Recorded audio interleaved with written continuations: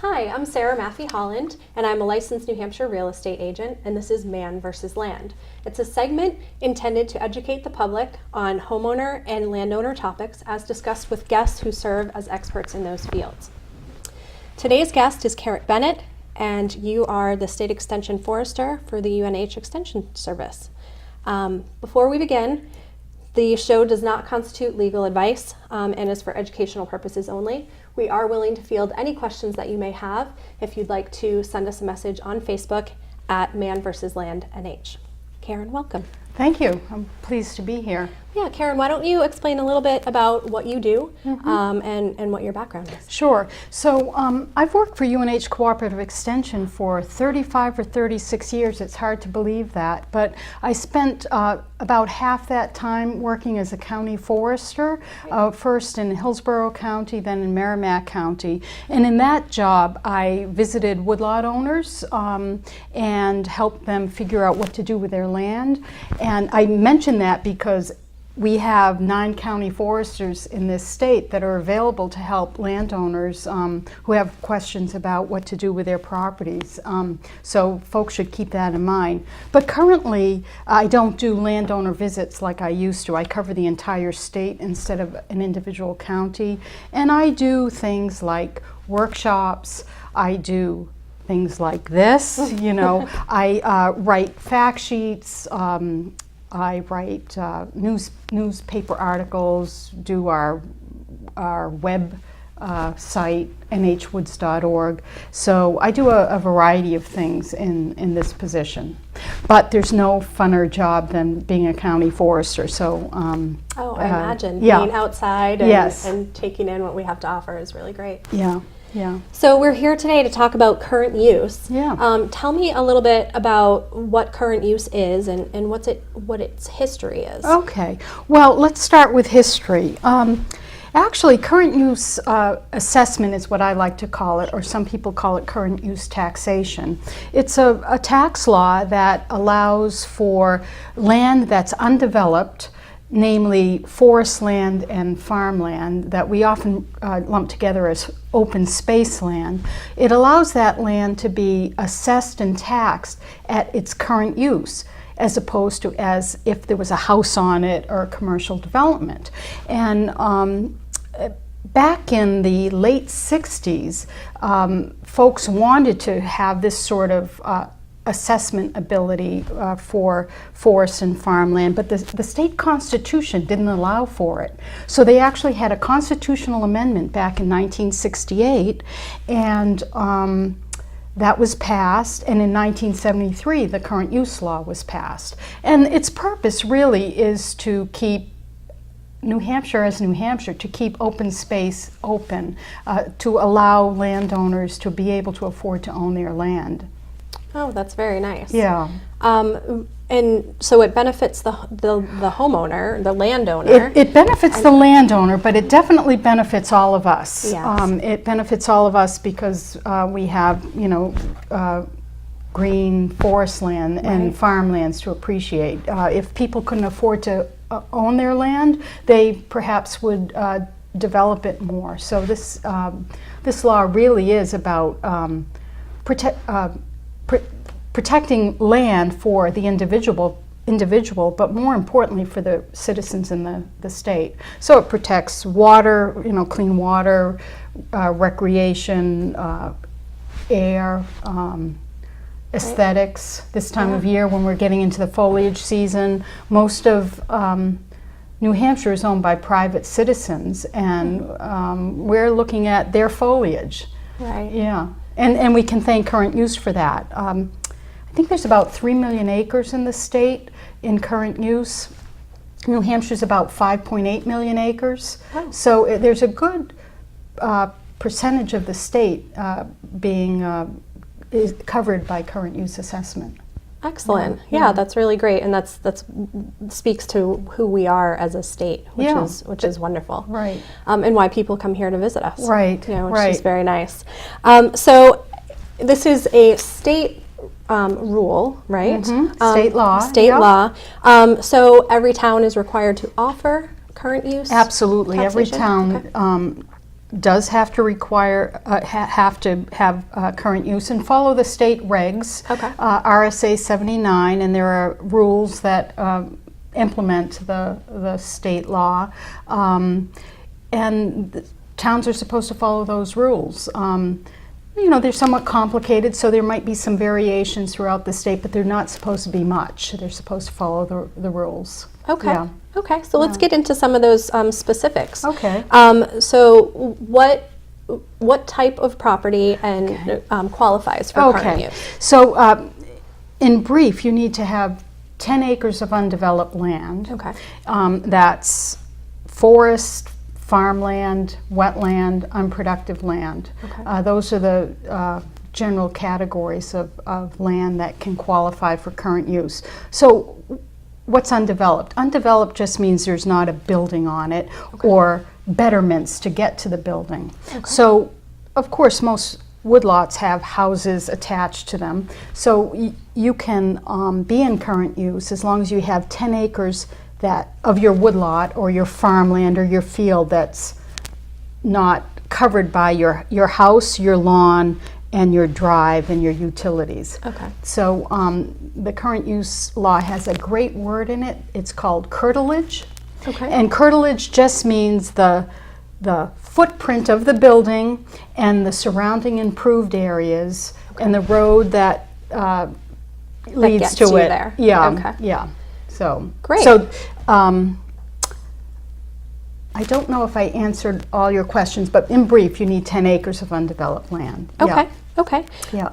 And how would one apply for current use taxation? Sure. So you apply through your town using state forms. Okay. You have to use a form called CU10. Okay. It's all online, and later perhaps I'll give you a web address that Sure. people can use to access more information. But so you need current use 10 form. You need a map that shows your property. Tax maps are perfectly fine to use, by the way. You need to have it to scale. You need to show what land isn't in current use. In other words, your curtilage. Okay.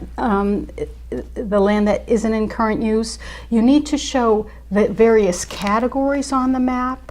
So as I mentioned earlier, there's farmland, forest land, unproductive, and wetland. Well, within each of those general categories, there are different classifications. Okay. So, for example, the forest land category has white pine forest type, hardwood forest type, or other forest type.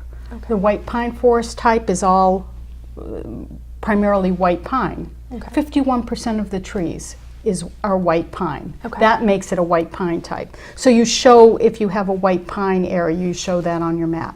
If you have hardwood, and hardwood includes red oak, paper birch, white birch, Okay. a couple others that I can't recall right now, but if you have 51% of those kinds of trees in a general area, you show them on the map.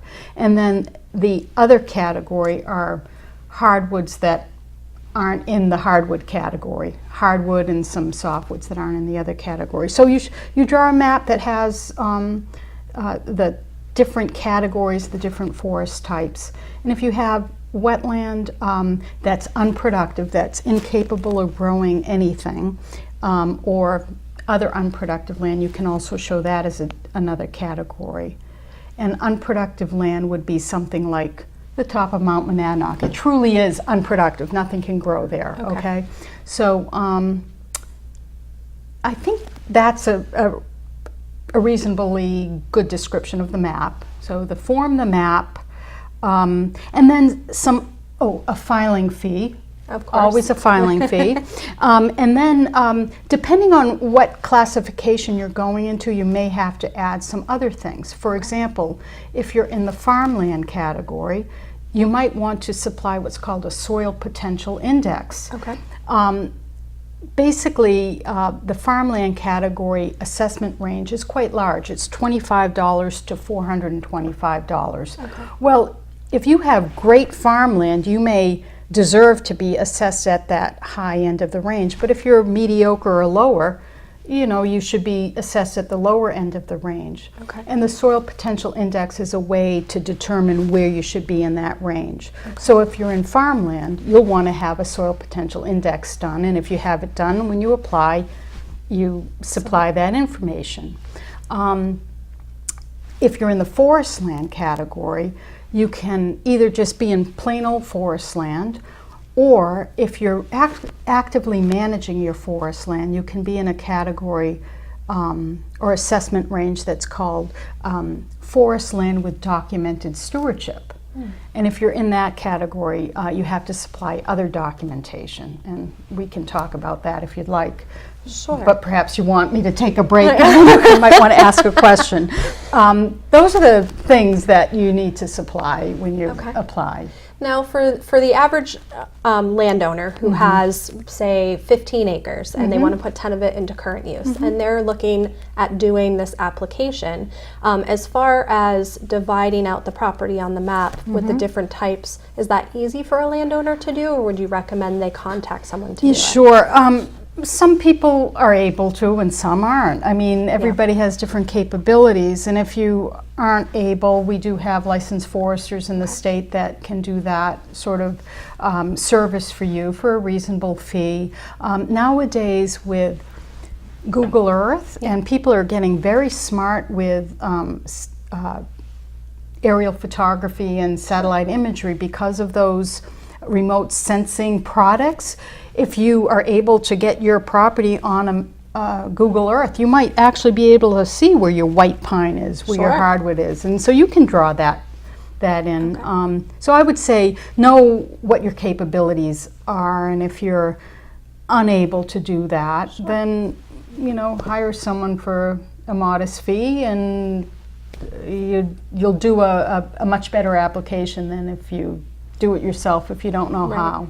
Right. Well, those are great suggestions. Yeah. And you had touched on a stewardship plan for the property to get additional reduction in your assessment. And I guess there are a couple of different ways that you can go about getting additional reductions. Sure. And I'm going to just refer to my notes so I make sure I get this all right. So the idea with the forest stewardship category is that it recognizes that there's a cost to taking care of land. People sometimes don't think of that, but there's a cost of maintaining boundaries, there's a cost of maintaining culverts if you have trails and roads, there's a cost of doing management plans. So the stewardship category, the assessment is lower than the regular category, and that is because it reflects this cost. So you can be in this category by a couple of different ways. One is if you are a certified tree farm. Okay. You can give them the evidence, give the town the evidence that you're a certified tree farm, and that could be in the form of your certificate or a letter from the tree farm committee. There are other certification entities. SFI is one, FSC, I don't mean to be alphabet soup, but there are other certification categories, and if you're in that category, you know what I'm talking about. Sure. So if you provide that evidence, that's another way to get documented stewardship. Another way is to supply a plan, and I'll go over what the key plan elements are in a bit. Okay. But if you don't want to supply the town your entire forest stewardship plan, because it has it might have some information in it that you want to keep confidential. For example, often plans will have volume and values in it. So, perhaps you don't want that available to the public. So if you don't want to supply a plan, you can complete another form called CU12. Okay. And the CU12, basically you certify that you have that you're following stewardship, and you give an abbreviated plan. Okay. So I don't know if you'd like to talk about the plan elements, or if Yeah. that's too in the weeds. No, I think that's great. perfect. Yeah, let's Okay. go for it. Well, this is all, by the way, very nicely summarized in the rules of current use, and also in a handbook. And again, I'll give you a link so that you Sure. can viewers can see the handbook and brush up on what I have to say and correct me when I misstep. But anyways, plan elements. You need to have some landowner objectives in it. You need to have your forest stands, the white pine, the hardwood, the other other hardwood types described, and you have to describe them using terms about timber, fish and wildlife, soil, water quality, recreation, aesthetics, cultural features, and by that, we don't mean going to the theater. We mean stone walls and cellar holes.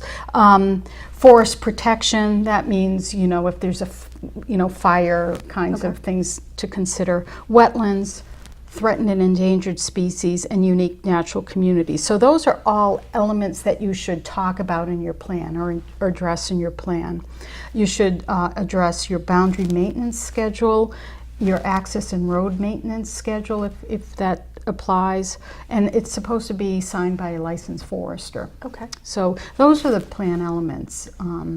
Great. And as a realtor, I have some clients that have stewardship plans in place, and it's very helpful for me in knowing what the property entails, because they're usually large tracts of land. Sure. So it's very interesting. Right, and I would say that these stewardship plans aren't just to qualify you for a lower category in current use. They're to help you manage your land. They're really useful for that. No. And as a matter of fact, I would say that if you think, oh, this sounds so complicated, but you want to be involved in current use, the most important thing to do is to get in current use. That's where you're going to get your biggest tax saving, the lowest assessment or a low assessment. Going from plain forest land to documented stewardship reduces your assessment, but the big savings is getting it in current use to begin with. So this stewardship plan is a great thing to have. It's very practical for your own use, but the most important thing is to get in current use rather than worry about the plan at this point. Yeah. Now, with a stewardship plan, with my realtor hat on, can that be transferred to the next owner, or would a new plan need to be done? Well, it can be transferred to the next owner if the owner has the same objectives. And so often plans are very transferable, but sometimes people have quirky objectives, and so the plan is really more appropriate for them. So I would say that could be something that one owner passes along to the other, but the new owner should definitely look at it and see if they agree. Yeah, absolutely. And maybe revise it to fit their needs and interests. Okay. Yeah. And what other categories are there as far as getting an even reduced assessment? Well, I would say that the forest land with documented stewardship is the way you reduce the forest land assessment. The way you reduce the farmland assessment is to use your soil potential index, and that's too complicated to cover here. Sure. But believe me, it's worthwhile if you have farmland. And the farmland doesn't necessarily have to be actively farmed. Forage land, well, it theoretically should be farmland, but you don't have to be a dairy farmer or a vegetable farmer. You can be a lower key farmer, so to speak. Sure. So farmland, go to soil potential index. There is another category called unproductive, and that's the absolute lowest. Okay. The assessment is only $18 an acre, not the tax, the assessment. Okay. And so that's very low. But it should really be land that's unproductive. You can't grow anything to harvest for timber, for cordwood, for farm purposes. So there should be very few acres in that category. As a matter of fact, if you're in that category, you can hamstring yourself in the sense that you're not supposed to cut timber or cordwood off it. So, you know, that category really is only for land that can't grow anything. Okay. Yeah. Okay. Yeah. We had we did another segment earlier with the New Hampshire Fish and Game, and they had mentioned current use for homeowners or landowners who offer their property open to the public. Sure. Yeah. Tell me a little bit about that. Thank you. I forgot. I see where you're going with your question about lowering your assessment. So if it fits in with, again, your goals and objectives, well, let me back up. Current use does not require that you allow people on your property. Of course, in New Hampshire, we love it that most landowners keep their land open and are very welcoming. But it doesn't require that you keep it open. However, there is a category called the recreation adjustment that you can further reduce your assessment by 20% if you allow certain activities. Okay. And those activities, there are 6 of them that you have to explicitly allow. Okay. Hiking, hunting, nature observation. I'm going to have to look at my cheat sheets because fishing, skiing, and snowshoeing. Oh. They're all fairly low impact activities. Some might say that hunting and fishing, well, they're extractive, but you know, they're fairly low impact. So you have to allow those if you're in that category. Okay.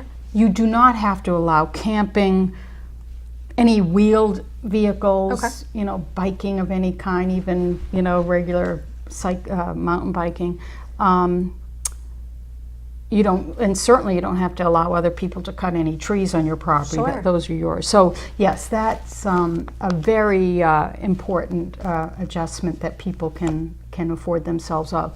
Now, there are some times when you are allowed, even if you have this recreation adjustment, to temporarily post your property against certain uses.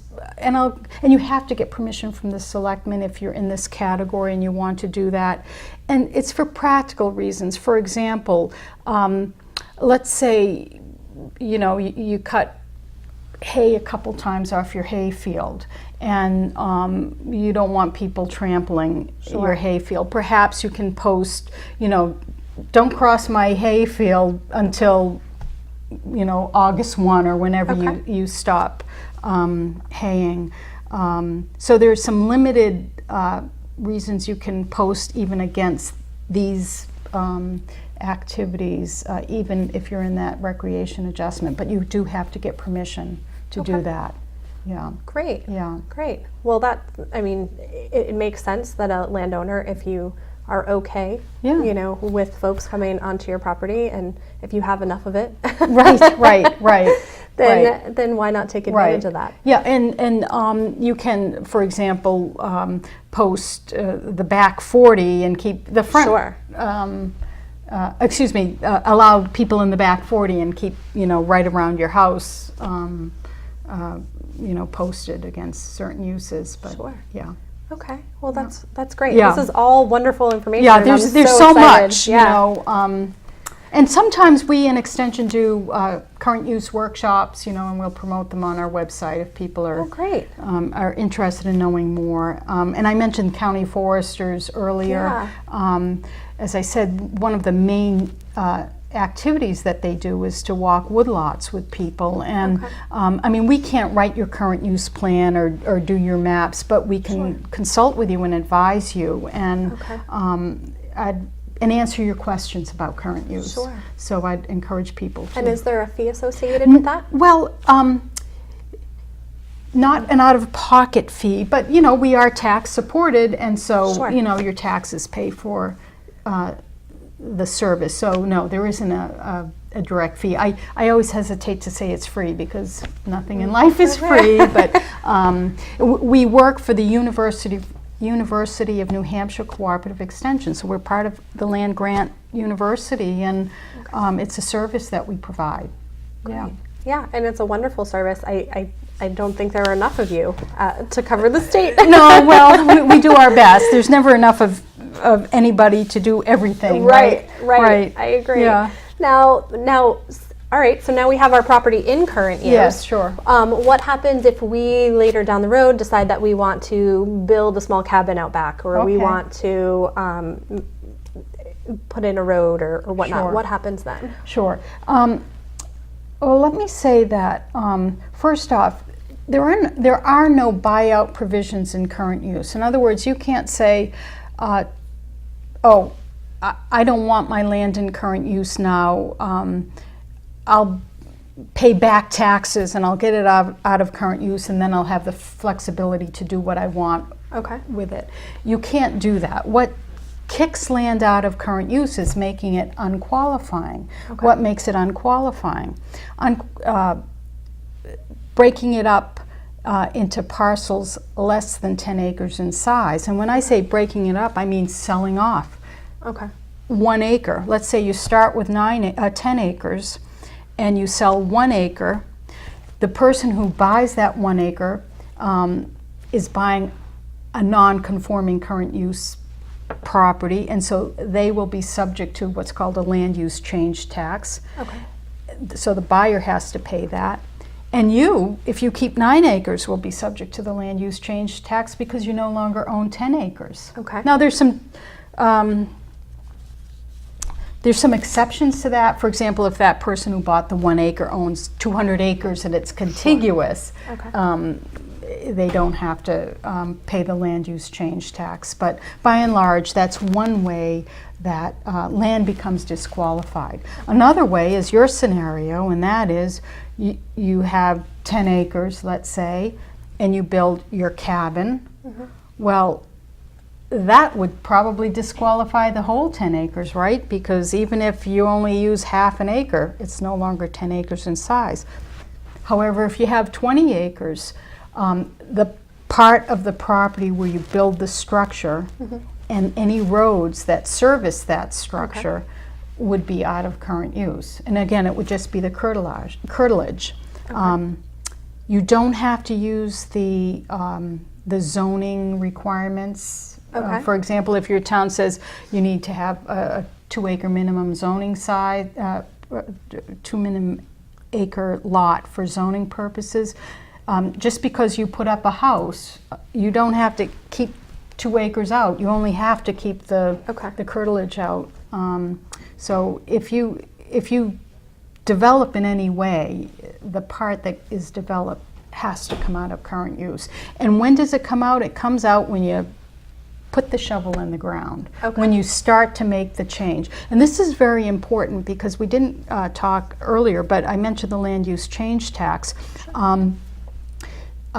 The land use change tax is due when you no longer qualify for current use, or a part of the land doesn't qualify, and it's 10% of the fair market value at the time of change in use. So it's important to know when you actually make the change in use, because real estate values fluctuate. And who determines the fair market value of that property? Right. You don't. So, the town assessor would do that. Yeah, sure. I mean, current use it's a real estate law, and so just as the town assessor, whether it be the selectmen or if you have someone specific in town that does that work, they're the ones that determine that. Yeah. Great. Yeah. Great. Any other common questions that you get on current use? There are tons of them, but because there's a camera in front of us, I can't think of a single one. Let's see. We covered land use change tax.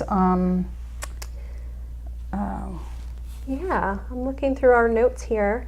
A lot of times people do talk about or ask questions about, well, how much money can I save? Well, I haven't done any math, so I don't want to get into math because I'm not that swift on my head. But I would say a lot. And then people say, well, is that fair? That's a great question. I don't have enough land to qualify for current use. Is it fair to me as a homeowner that you who have 20 acres should have current use? And the the rationale and the reason that we think it's fair is that your land, your 20 acres, doesn't require much by way of services. You don't have a kid on your 20 acres. If you have a kid, the child is associated with the house, Right. and you're taxed dearly, I'm sure, on your house. So undeveloped land requires very little in terms of municipal or town services. Sure, resources. Yeah. Yeah. You know, it doesn't require that the road be plowed. Right. It's the houses that require that. So Okay. sometimes people ask that philosophical question, well, is that fair? And I would say that it is from the perspective of, well, what is costing the town the money? And it's not the land, it's the people. And I say that as someone who doesn't have land in current use. Sure. Yeah. And sometimes people ask, well, isn't this law for the rich?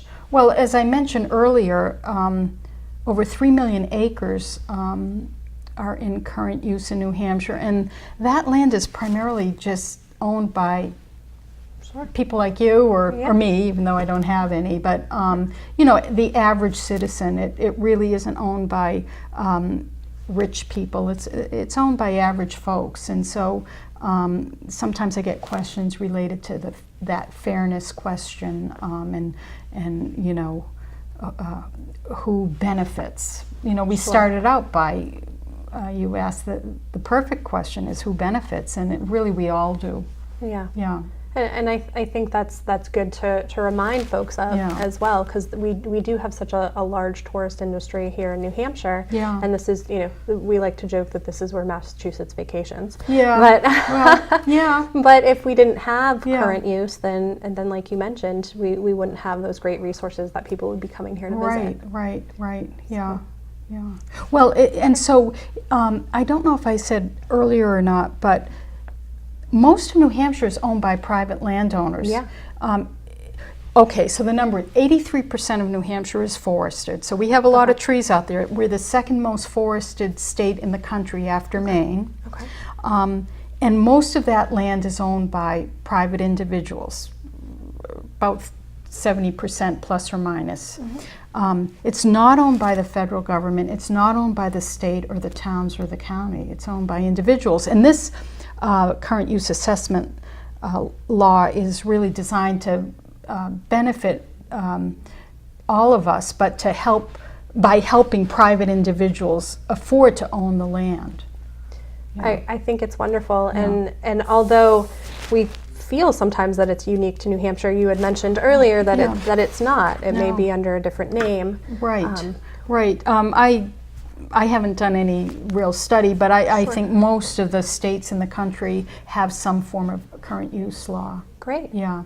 Great. Yeah. Well, anything else that you want to mention before we wrap? I think that covers it for me. I would just say that I think we'll be able to show on the screen if people want more information about forests and woodlots and current use. They can get in touch with us through our website at nhwoods.org, or we have a 1-800 number, 800-444-8978, or we have an email address. forest.info@unh.edu. So that's forest.info@unh.edu, and that's any of those places is a good way to get in touch with your county forester for more information. And I do have a few resources that I put up on a website, and they can be accessed at a bit.ly email or URL, bit.ly/current use. And I encourage people who have more questions to check that out. So excellent. Well, thank you so much, Karen, for being here and joining us. Well, thank you for making this painless. Oh, good. Yay.